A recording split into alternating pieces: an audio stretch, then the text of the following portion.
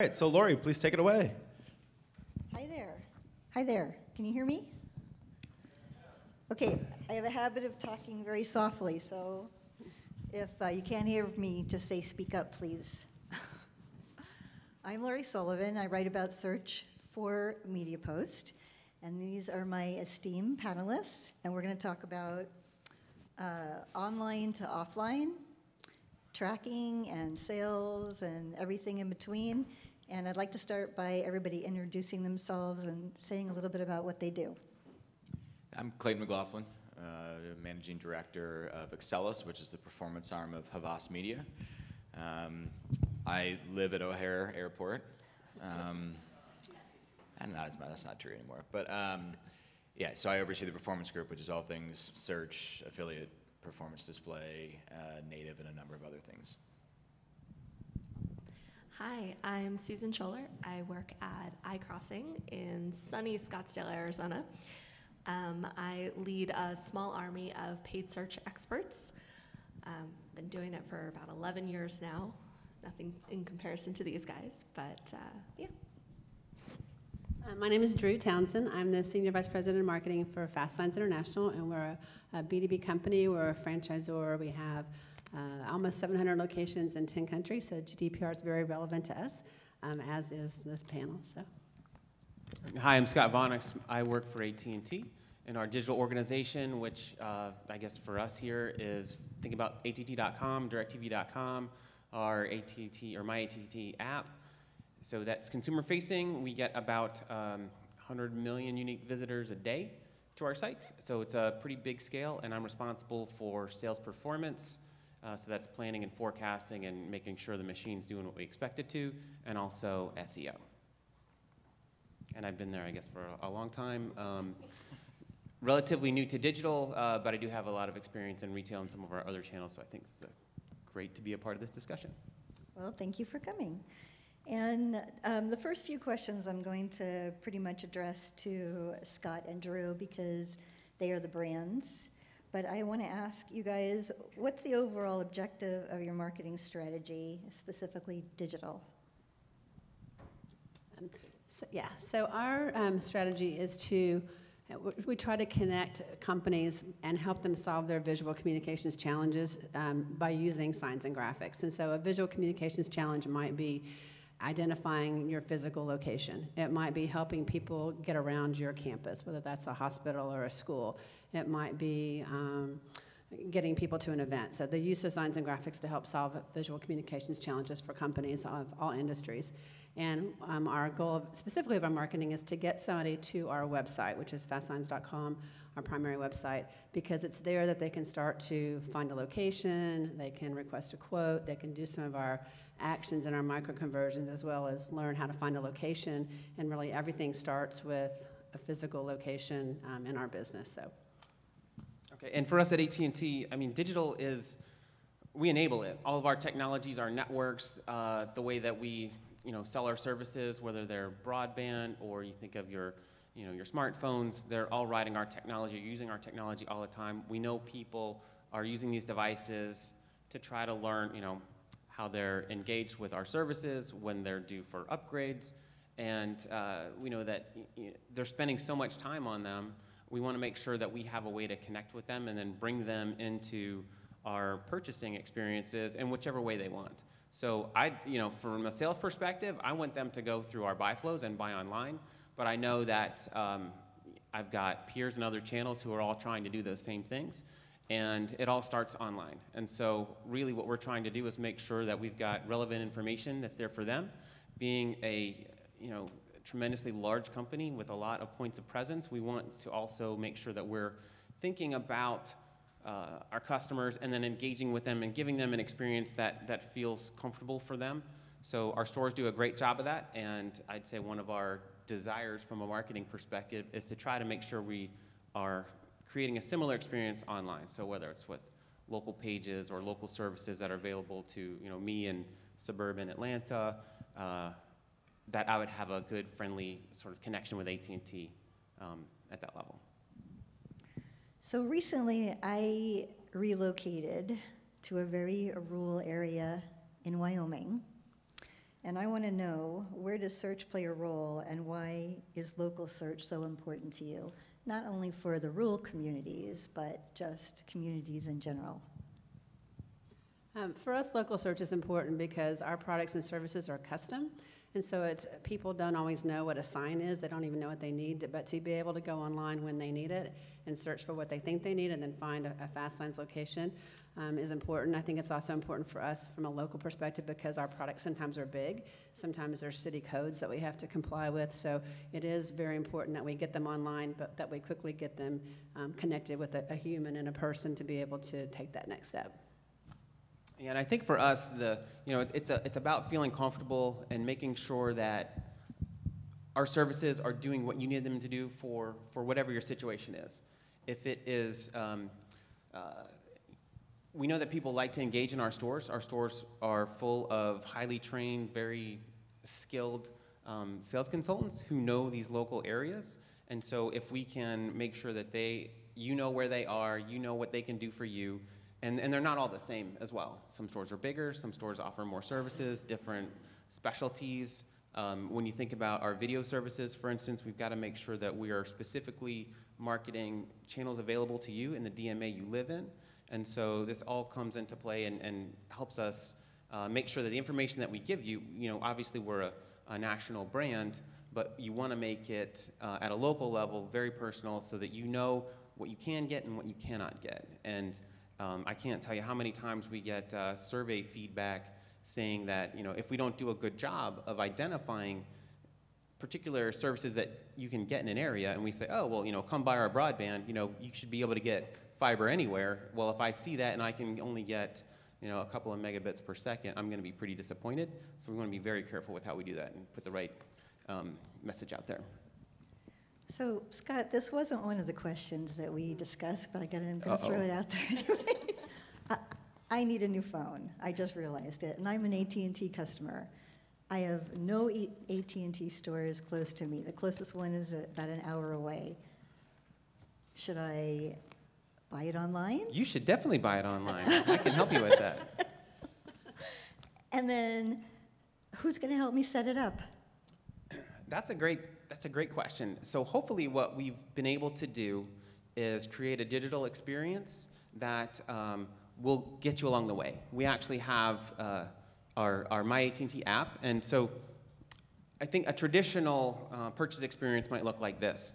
Let's just say I live somewhere near a store, and I go to the store, I buy a new phone, I activate my service. They're going to try to make sure that you are getting your app set up and that you understand what you can see through that.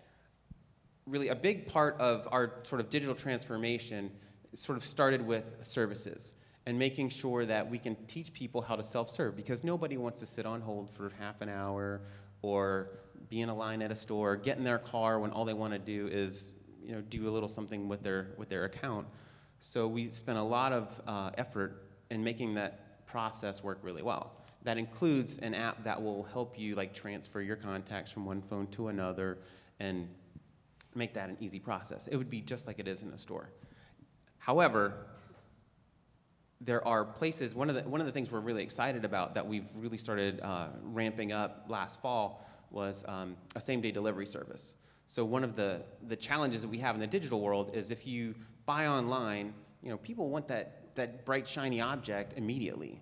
And so if it's shipping from a warehouse somewhere in the middle of the country and it's going to take 2 days for me to get it, well, now I'm counting down the days. I want to have that new device.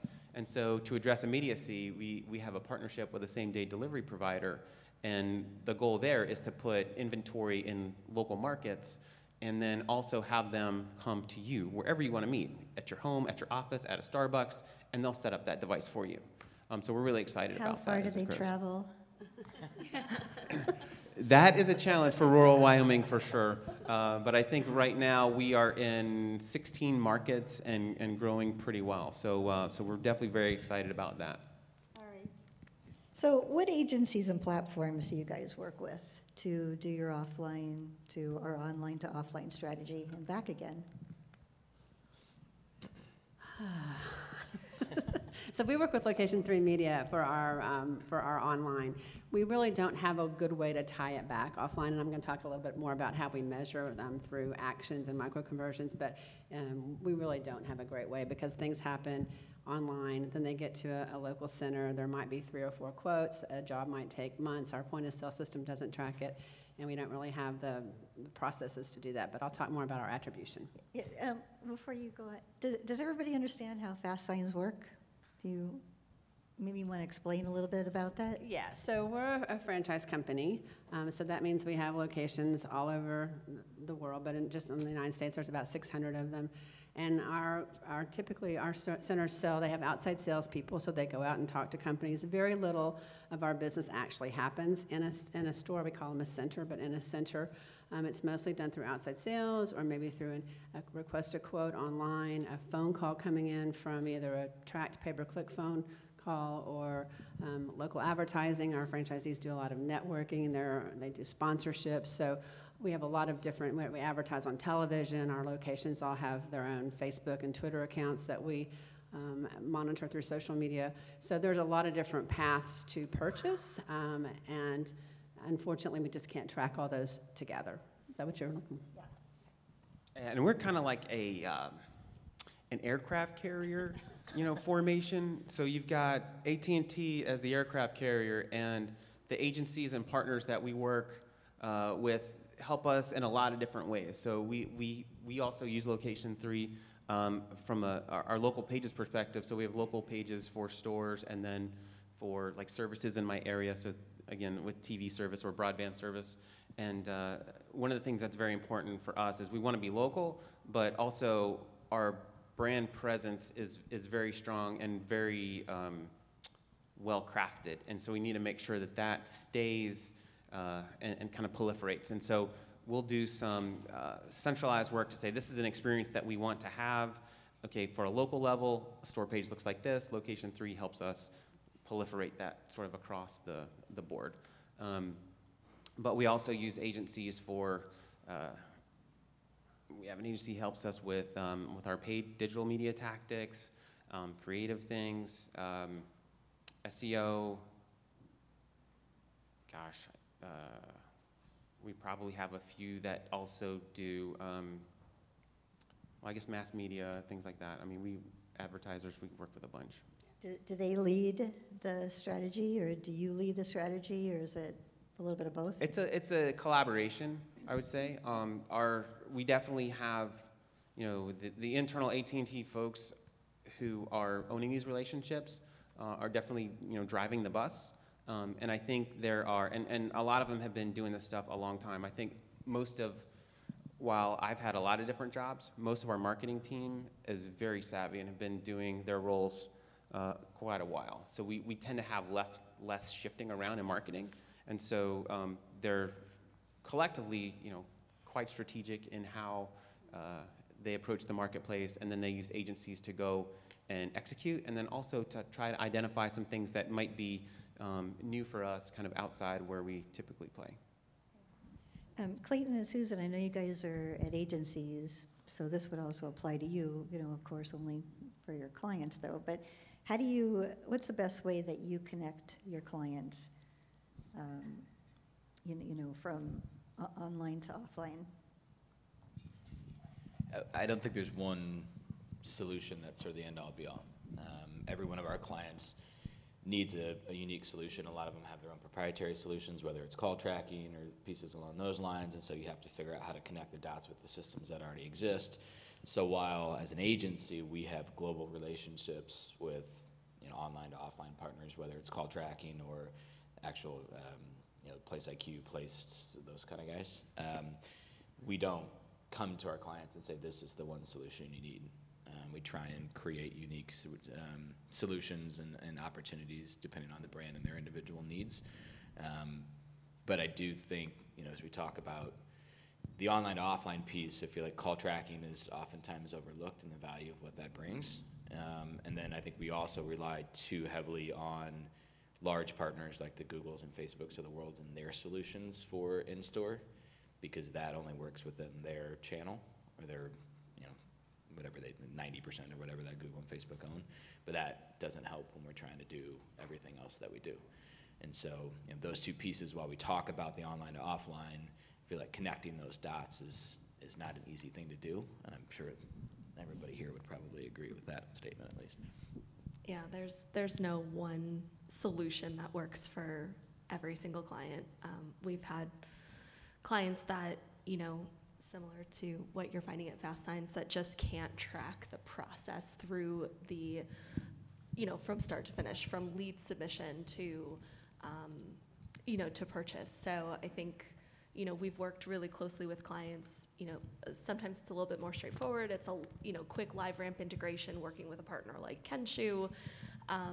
And sometimes it's a bit more complex where we not only have to try to figure out and align with the clients on what we want to track and why it's important, but also then working with their own internal IT systems to actually improve some processes and make things like, passing a cookie ID, which I don't know if GDPR is going to mess everything up, passing a cookie ID, from the start of the process and actually being able to track it back and then pushing it back into the systems, whether that is a couple of weeks or a couple of months, just to give us a little bit more information.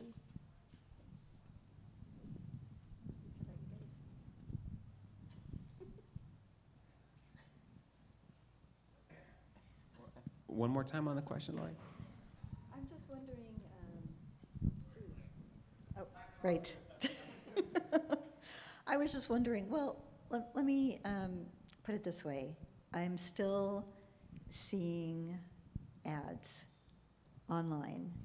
I'll research online and I'll go into the store and see the object, make a purchase, and then I go back and especially because I may have left something in my basket in a store, I'm continually being retargeted again.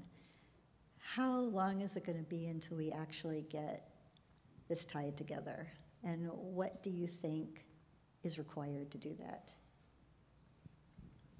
That's a great one. I mean, from my personal perspective as well, when I buy something, if I buy a pair of shoes, I probably don't need a same pair of shoes. You can stop pitching it to me, right?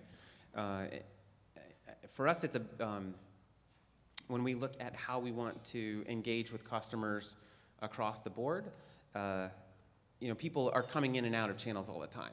And so whether I start my search online and then I call somebody because maybe I want to talk, I have some questions I'm not getting answered, so I'll talk to somebody online, but I want to go to a store and actually touch and feel something. That's a great opportunity for us, and something that when we think about what we want to do with our digital platforms, the digital platforms sort of enable it. And we're doing work to continuously improve how we track where people engage with our platforms. And ultimately, our envision would be to say, well, we've got a common platform, and whichever channel you engage in, they're using the same stuff. And there's nothing worse than having a service issue and you're frustrated and you're like, I gotta talk to somebody, chat's not working, or they're not kind of getting what I want out of this conversation. So you're frustrated, you pick up the phone, you say I have this problem, and maybe you took a left turn in the IVR when you shouldn't have, and then someone says, oh, well, that's not exactly what I do. I need to transfer you to someone else, and then you're recreating your story again. I mean, that is, it's infuriating for customers. And in a world where AT&T is not a discount service provider, you're going to find your services cheaper or can someplace else. We really want to differentiate ourselves on service and helping customers solve their problems. So we should know that you have a problem. You've already talked to one person. They're entering something in a system. We should be able to pick that up. And the better we can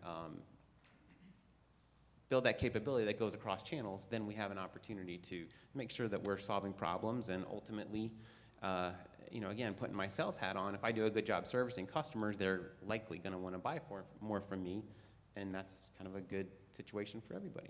So Scott, how are you measuring these online experiences with from online to offline? How are you measuring them?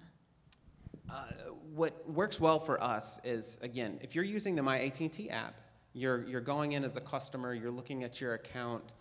we know you've logged in. We know you're an authenticated customer. And we will identify traffic that comes in as authenticated. And one of the things that we'll do is look at, we want to be sensitive to what we call digital influence on service or purchases. So if we see that you've logged in, you're looking at your bill, we'll kind of keep an eye on that. And then you go to a call center and buy TV service. Maybe you're adding TV to your existing wireless, which everybody should do, by the way. Better together. You can then see that, okay, they started online, they made their purchase in a call center, or they may have done it in a store, and we'll identify how or where they may have been in their digital journey, and then we'll tie it back to an actual purchase transaction. And then our, I guess our subscriber systems will track sales by channel, and then they'll come back and they'll attribute online engagement, and then we'll identify that as a digitally influenced customer. So you can track it from platforms like Google My Business? I don't think we're doing that right now with Google My Business. This is more about if you're authenticated in our internal systems, then we're gonna pick it up and connect it. But we don't have visibility to everything. If you don't authenticate, if you're just out there searching, you don't log in, then we're missing out on that. So that's definitely a big opportunity for us. Okay. Let's see, what does an in-store experience offer that digital does not? Relationships is what I would say. I liked the slide earlier with the burger offer and being creepy. And the way that I think about it, you know, we're thinking a lot about personalization and trying to make sure you have a good solution to offer our shoppers.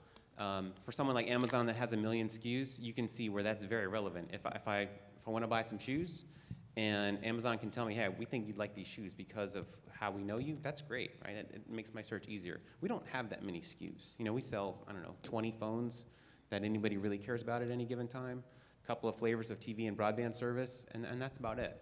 And so our opportunity there is a little bit different. And you can't, in that context, there's only so much you can do personally. Like, I can recommend you an iPhone because I knew you bought an iPhone last time, and maybe I knew you bought a black one, so I show you a black one instead of a white one. But yeah, that's about it. But in the stores, they bring that relationship. And so we know that when you look at the sales metrics of the stores, you know, I'm always jealous as the digital sales guy of their attach rates on accessories, or how many times they can upsell video when someone goes in to buy a broadband, or adding a line or a new tablet. Because when you have someone in front of you, you build that relationship, and the customer gets very comfortable.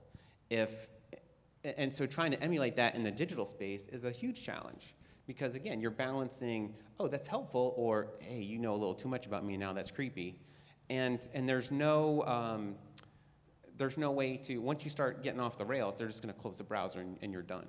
You know, you don't have that opportunity to sort of try to figure out the right way to save it. So, you know, we can't, you know, I love the stores. And they do some amazing things that I will, you know, when digital can get as good as that, you know, we'll have something really special. It's gonna take quite a bit though, because those relationships you cannot replicate in a digital construct. And Drue, I know that you and I spoke a little bit about some of the roadblocks for FASTSIGNS to track that online marketing to offline sales. Can you talk a little bit about that? And Mark, do we have her slides? I can't hear. I think that was an almost. Oh, I don't know. there's 4 slides. Yeah. Did we? Okay.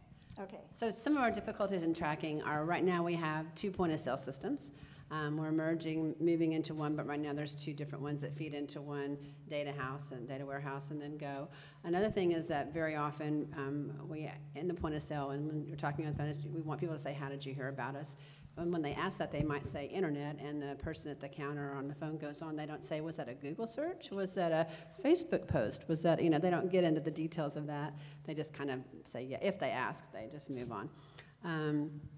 And then a lot of times, I think I mentioned before, you might have 4 or 5 different estimates for the same project. So maybe it's one's on aluminum and one's on wood and one's for 500 vehicles or whatever. They're just different things. And so it's hard to tie back this click.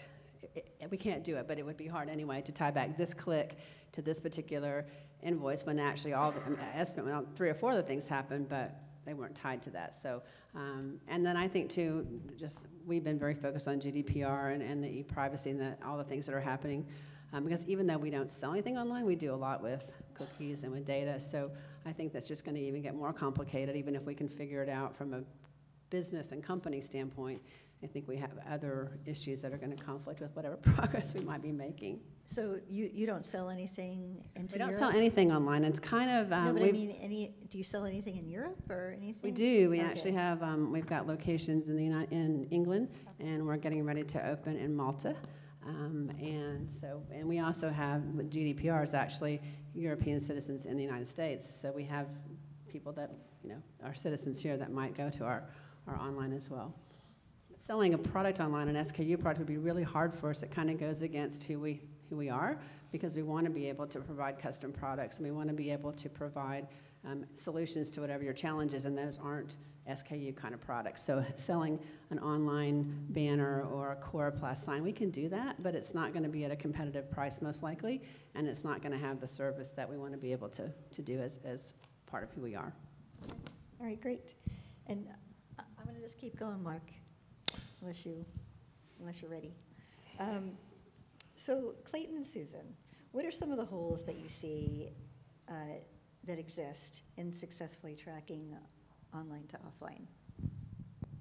I think part of what you mentioned of, if you leave something in your shopping cart and then you go in store and you purchase it, I think that that's still really challenging to adjust your strategy to recognize that this person doesn't need to be retargeted to. So I think that that's definitely one of those areas of opportunity that I haven't seen a lot of people get right.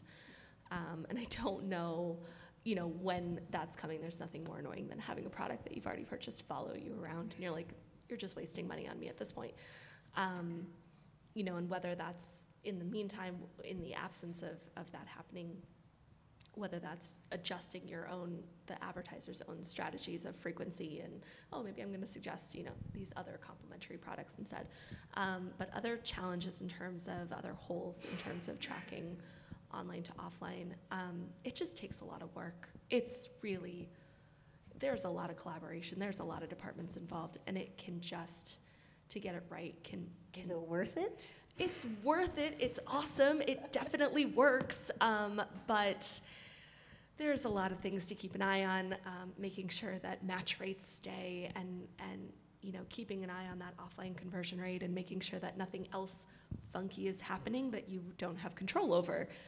We had a recent example where, our conversion rate has been declining for the past quarter, and we're like, we're not doing anything differently. Like, our strategy hasn't changed, our media dollars haven't changed. Why is our conversion rate coming down so much? And one of my challenges is just I don't have insight into everything that's happening. So we finally were able to, nail down, hey, this is really weird. This is not right. And it's required, 2 weeks working with many third-party partners to get them to examine what they're doing and to see if anything on their side has changed.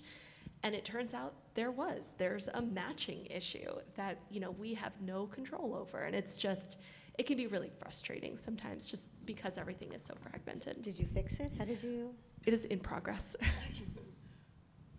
You brought up the buzzword I was going to use of just fragmentation, right? I mean, we've talked about it forever, but I've got 2 phones. I've got a work computer. I've got a personal computer. I have a tablet in my bag, all logged into either Google, Bing, Amazon, or Facebook. So I'm getting tracked by every one of those people. And the hard part with that, right, is every one of those solutions I mentioned earlier, Google and Facebook, they all have these tools that allow you to connect that within their own ecosystem, which is great for them, but that's the students grading their own homework, right? I'm not super comfortable with that, and hopefully none of my brands are either. Otherwise, I'm probably just pissing them off. But which wouldn't be the first time. But so the fragmentation is, I think, the biggest hole that we have right now. And we just got done talking about privacy, and that's going to throw a huge loop into this whole thing.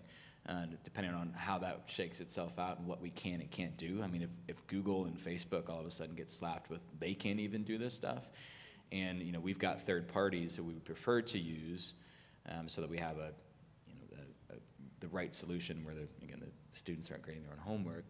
Now, what can they do, because they're not going to have the logged in data, the deterministic data that these other systems do, which are good solutions in the long run. So I think the fragmentation and then these new privacy laws, whatever ends up happening with that, is going to throw a huge loop into our ability to connect those dots. You could always still go old school and do coupons and things like that in store, which there's, and even if you think of like digital couponing or companies like a Shopkick, where they create their own loyalty programs, that's an interesting solution. But if you only have 1 million users, that's not a great solution from a scale perspective. Steve, are you telling me that it's time for questions. And Laurie, unfortunately, the slides are gone. I have like so many more questions to ask. Oh. Well, okay, go ahead. We'll let the audience go for a little bit, and then we'll let you go some more. And I believe Steve had a question, for example, right, Steve? Actually, I wanted to draft off of Scott's point about the various product bundles, since you mentioned it lightly, but it's an interesting proposition for a lot of brands. I'm a longtime AT&T customer. You've got my name, you've got my number, you've got everything about me. But separately, I'm going online, maybe looking for cable cutting solutions, cord cutting solutions. Are you able to start knitting that together, so you're taking that as an opportunity to know that your customer is looking for a service that you might have and I might not be aware of, that there's a DirecTV Now that you might be able to push to me? When you're pushing it to me in email, I'm not thinking about it, but I'm in a different mode on search. Are you taking that as an opportunity to start knitting together all the different services you have and then being able to pull them back to the fact that I'm an existing customer? Yeah, that's a good question, and it's something that, in my mind, I debate a lot. I mean, you want to have cross-sell is our best opportunity to create long-lasting relationships with our customers. So the more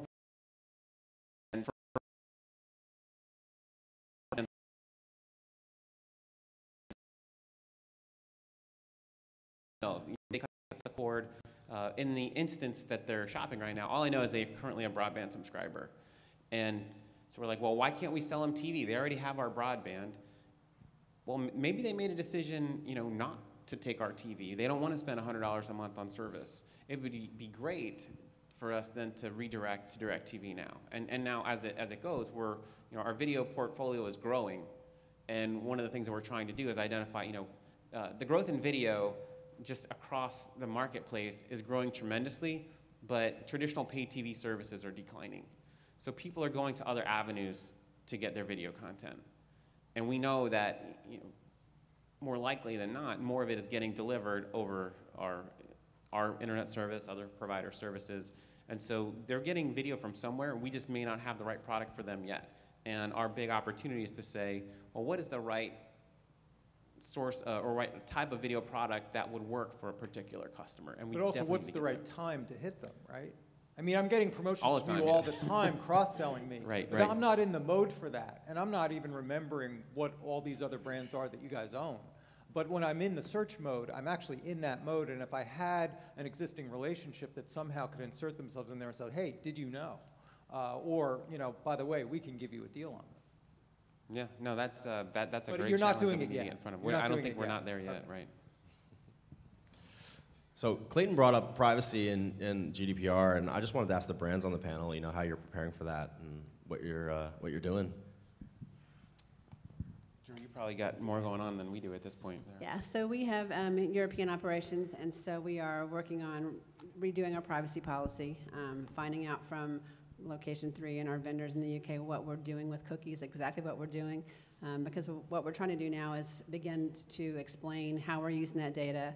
But it's been probably a 4-month process so far, and we think we got in super late. And our IT team, we have a whole team of people between IT and marketing and legal and our executive team working on it pretty much.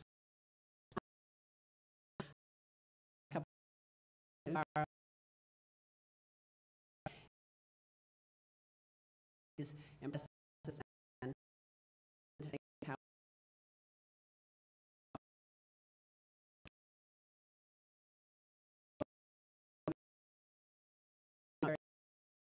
now, but Yeah.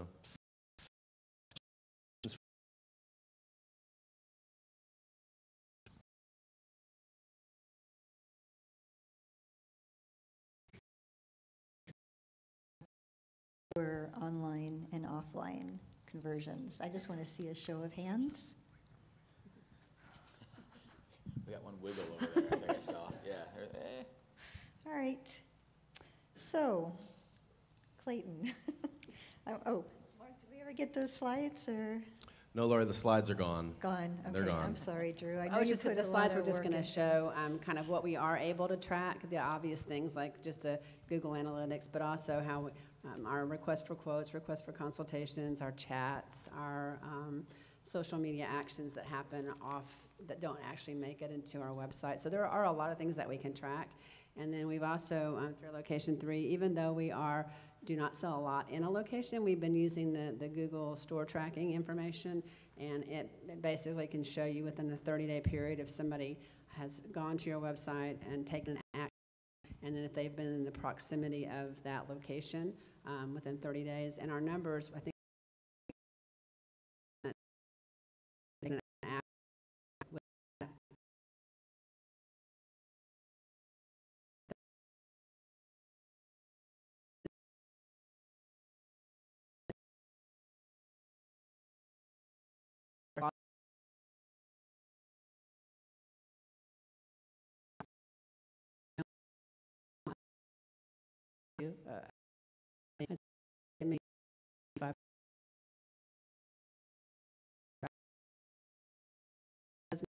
trying to dig deep.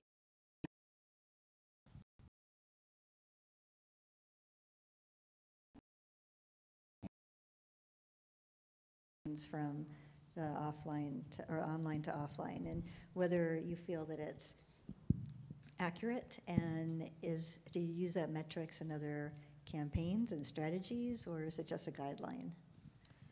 So we have a number of metrics. Call tracking is a fairly standard metric to start with. The accuracy of that's pretty high. But when we talk about actually walking into a physical store, I mean, you can get simple visits, you can get estimates of actual purchase behavior. I think the closer you get to the actual purchase, the accuracy goes down. You can use vendors, you can work with the Amexes of the world or Cardlytics or companies along those lines that get you purchase information, but that doesn't account for cash. And we have a lot of clients that are, most of the in-store purchases that are done in cash. And so you're going to lose a little bit of that. So I think ultimately what we end up doing oftentimes is using estimates or averages based on what we do get from those companies, and then try to do an intelligent extrapolation out from there to make estimations moving forward. Understanding that the accuracy, again, of that is going to diminish as we have to make estimations. But then we use that data for optimization purposes. Particularly if you're going to start doing some sort of algorithmic bidding or automated bidding, you have to give it something to go after. And so we can use those tools and those metrics to be able to do that as a fast-moving data for like immediate optimization, and then try and look at overall sales impact and the larger picture, sort of an attribution model to understand spend and that sort of things as well. Thank you, guys. Appreciate it. Thanks for sharing. Thank you. Okay, all right. Thanks, Laurie. Thanks, panel. Okay, so.